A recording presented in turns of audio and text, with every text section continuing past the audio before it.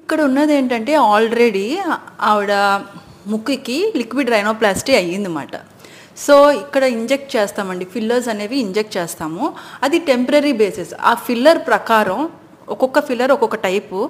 అవి ఆ filler injection inject చేసి ఆ షేప్ మారుస్తాం.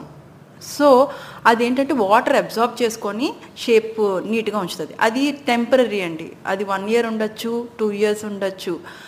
సో ఇక్కడ ఏంటంటే నొక్కుతున్నప్పుడు ఏంటంటే వాళ్ళు ఓపెన్ రైనోప్లాస్టిక్ కింద కన్వర్ట్ చేస్తున్నారు. అంటే ముక్కు ఓపెన్ చేసేసి డైరెక్ట్గా పర్మనెంట్ ఆపరేషన్ చేయాలని ట్రై చేస్తున్నారు అక్కడ.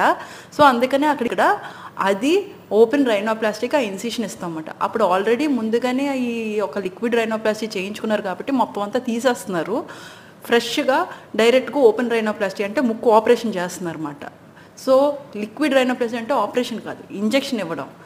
ఓపెన్ రైనోప్లాస్టీ అంటే ఆపరేషన్ చేసి పర్మనెంట్గా షేప్ చేసేయడం. సో ఇది తీసేసి షేప్ చేస్తున్నారు అన్నమాట.